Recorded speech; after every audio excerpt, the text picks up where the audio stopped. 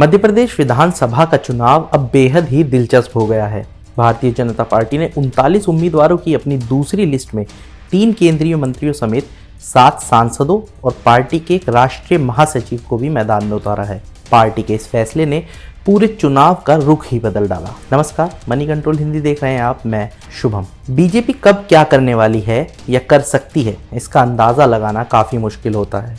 कुछ ऐसा ही इस बार भी देखने को मिला, जब पार्टी ने केंद्रीय मंत्री नरेंद्र सिंह तोमर, प्रहलाद सिंह पटेल, फग्गन सिंह कुलस्ते और महासचिव कैलाश विजयवर्गीय को विधानसभा चुनाव लड़ाने का ऐलान कर दिया। पार्टी के इस फैसले के बाद से कई सवाल भी उठने लगे। मसलन सांसदों और केंद्रीय मंत्रियों को विधानसभा चुनाव में उतारने का पार्टी का क्या मतलब है? मौजूदा मुख्यमंत्री शिवराज सिंह चौहान की दावेदारी क्या खतरे में है? और इस सब से बीजेपी क्या संदेश देना चाहती है? तो आइए इन्हीं सवालों के जवाब भी टटोलने की कुछ कोशिश करते हैं। तो पहला सवाल कि ऐसा क्या हुआ कि बीजेपी अपने केंद्रीय मंत्रियों, सांसदों और महासचिव को विधायक का चुनाव लड़ा रही है? मीडिया रिपोर्ट्स की माने तो पार्टी को यह फैसला राज्य में सत्ता विरोधी लहर से निपटने के लिए लेना पड़ा। इसे समझने के लिए हमने बात की मध्य प्रदेश के वरिष्ठ पत्रकार सत्यप्रकाश शर्मा से। उन्होंने इस सवाल का क्या जवाब दिया, आप भी सुनिए। देखिए, इसके पीछे मुख्यतः ये कारण नजर आता है जी कि पार्टी ने मध्य प्रदेश के असेंबली इलेक्शंस को बहुत सीरियस लिया।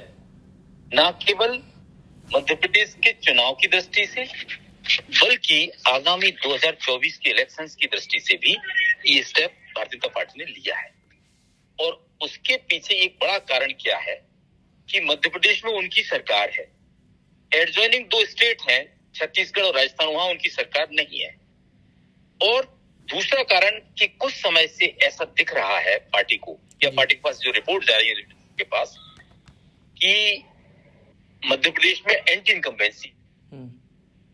तीसरा फैक्टर एक और महत्वपूर्ण है कि यहाँ ज्योतिरादित्य सिंधिया के आने के बाद बिल्कुल मध्य प्रदेश में भारतीय जनता पार्टी ने सरकार तो बना ली जी, लेकिन सरकार बनाने के बाद से उसके बीच में जो कभी नहीं हुआ है वो देखा जा रहा है। और ऐसी कई घटनाएं घटित हुई है प्रदेश में, जहां पर in fighting among the leaders और कैडर्स ये देखने को मिला है। और ये भारतीय जनता पार्टी के लिए सबसे बड़ी चिंता का विषय है। आप जानते हैं कि ये चीज जो फैक्शनिज्म है या ग्रुपिज्म है, ये कांग्रेस में हुआ करता था। कांग्रेस की हार का एक वो बड़ा कारण होता था जी। अब ये यहाँ दिख रहा है। इसी को लेकर कहीं ना कहीं भारतीय जनता पार्टी ने ये बड़ा स्टेप लिया है कि इन लोगों को जो सीएम कैंडिडेट हो सकते थे जी, उनको कहीं ना कहीं उसको डिसॉल्व करने के लिए इनको इसमें लगा दिया है। इसलिए कलेक्टिवली सब चुनाव लड़े।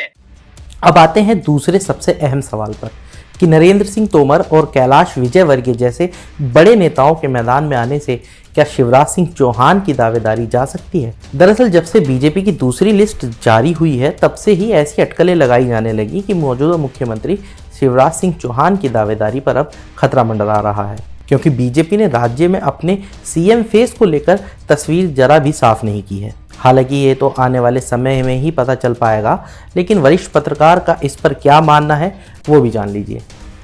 आपको याद हो, देखो 2008, 2013, 2018 में शिवराज सिंह चौहान को चीफ मिनिस्टर फिश अनाउंस किया ऑफिशियली। और उसके बाद पार्टी ने 2 पहले चुनाव जीते। आखिरी चुनाव भले ही हार गई, लेकिन vote share Bharatiya Janata party का कांग्रेस की अपेक्षा ज्यादा था। नंबर ऑफ सीट्स 5 कम थी, लेकिन बावजूद भी सीएम फेस शिवराज चौहान को नहीं किया। जबकि ऐसा माना जा रहा है कि शिवराज सिंह चौहान का जो स्टेप लाडली बना योजना, एक बड़ा मेजर मास्टर स्ट्रोक खेला है उन्होंने, जिसके कारण जो मध्य प्रदेश में 2.67 करोड़ महिलाएं वोटर्स है, और उन वोटर्स में से 1.31 करोड़ महिलाओं को ये योजना अभी तक दी जा रही है।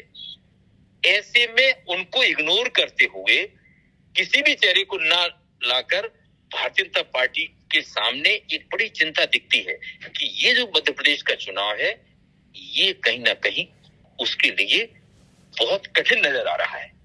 जब जहां उनकी सरकार है वहां वो बनाने में कठिनता महसूस कर रहे हैं। इसलिए आपने देखा होगा कि दोनों राज्य, छत्तीसगढ़ और राजस्थान, बल्कि तेलंगाना, उतना फोकस नहीं है जितना कि मध्य प्रदेश पे है।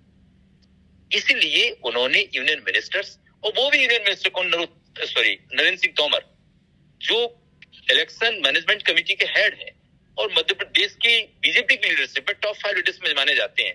अब ऐसे में उनका एमएलए का चुनाव लड़ना, ये कहीं ना कहीं एक चीज और प्रदर्शित करता है कि वो आगामी चुनाव में अगर भारतीय जनता पार्टी की सरकार बनती है तो वो चीफ मिनिस्टर भी हो सकते हैं। ये मैसेज कहीं नुकसान भी दे सकती है और फायदा भी दे सकती है, क्योंकि इससे फैक्शनिज्म और ज्यादा बढ़ जाएगा।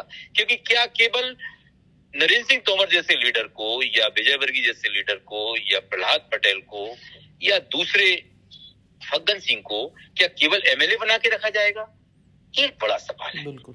तो इस समय कहीं ना कहीं भारतीय जनता पार्टी के दिमाग पर केवल एक चीज है कि जो अगला स्टेप आएगा, कौन सीएम होगा, जब जीतेंगे तब होगा। लेकिन सबसे पहले उनका जो कारण दिखाई दे रहा है वो यही है कि कैसे भी चुनाव जीता जाए। अब तीसरा सवाल ये कि क्या बीजेपी के लिए शिवराज सिंह चौहान को दरकिनार करना इतना आसान होगा और पार्टी पर इस फैसले का अच्छा या बुरा कैसा असर पड़ेगा? ये सवाल इसलिए भी अहम है क्योंकि शिवराज सिंह चौहान की राज्य में जनता के नेता की छवि है और हाल ही में उन्होंने लाडली बहना जैसी योजनाओं की घोषणा कर एक बड़ा दांव खेलने की कोशिश की। राजनीतिक विश्लेषक इसे लेकर क्या सोचते हैं वो भी सुन लीजिए। देखिए, भले ही भारतीय जनता पार्टी ने एक बड़ा स्टेप लिया है, कठोर स्टेप है, लेकिन शिवराज सिंह चौहान प्रदेश में एक लंबे समय से मुख्यमंत्री हैं और उनकी जो लीडरशिप है उसकी पहचान पब्लिक कनेक्टिविटी के मामले में प्रदेश में भाजपा या दूसरे दल कांग्रेस में सबसे ज्यादा है। और उन्होंने जो प्लेटफॉर्म तैयार कर दिया सीएम की पोस्ट का, उसको आज के सिनेरियो में जो लीडर्स दिखते हैं वो कोई भी फुलफिल करने जैसे नजर नहीं आते हैं। इसलिए उनकी इग्नोरेंस, अगर ये मैसेज लोगों में चला गया तो इसका खामियाजा भी भारतीय जनता पार्टी को भुगतना पड़ सकता है, क्योंकि उनकी बड़ी गहरी पकड़ है और प्रदेश के आज 129 एमएलए में वो कम से कम मोर देन 70 एमएलए अपने कब्जे में रखते हैं। कहीं ये हालात राजस्थान जैसे ना हो जाएं। हालांकि ये चूंकि ये अटल बिहारी वाजपेयी की आइडियोलॉजी पर चलने वाले लीडर है शिवराज जी, ये नहीं कहा जा सकता कि वो कोई ऐसे कदम उठाए, लेकिन कहीं ना कहीं बगावती भी तेवर रहे और या ये मैसेज पब्लिक में चला गया तो स्थिति राजस्थान जैसी वसुंधरा राजे ने कर रखी पैदा हो सकती है, क्योंकि इनकी स्थिति मध्य प्रदेश में और लीडर से बहुत मजबूत है।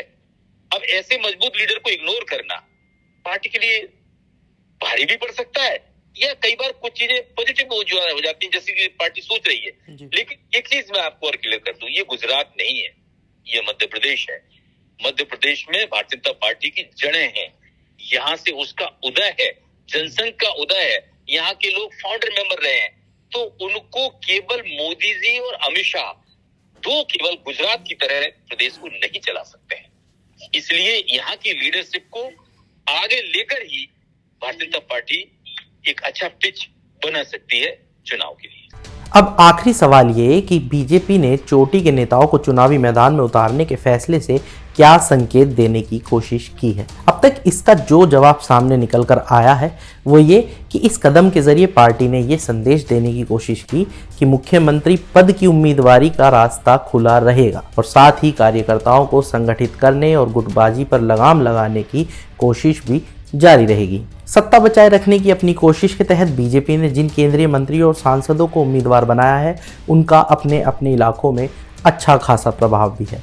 मसलन नरेंद्र सिंह तोमर ग्वालियर चंबल क्षेत्र में प्रभाव रखते हैं, वहीं प्रहलाद सिंह पटेल लंबे समय से महाकौशल क्षेत्र में पार्टी का प्रमुख चेहरा रहे हैं। इसी तरह फग्गन सिंह कुलस्ते का जनजातीय क्षेत्रों में प्रभाव है, तो विजयवर्गीय मालवा निमाड़ क्षेत्र में पार्टी के प्रमुख चेहरे हैं। अब देखना ये होगा कि क्या बीजेपी आगे भी इस तरह के और भी झटके देने वाली है या नहीं, क्योंकि खबर ये भी है कि पार्टी ने अपने कई राज्यसभा सांसदों को भी विधानसभा चुनाव के लिए तैयार रहने को कहा है। ऐसी ही तमाम बड़ी खबरों के लिए जुड़े रहिए मनी कंट्रोल हिंदी के साथ। तब तक के लिए धन्यवाद।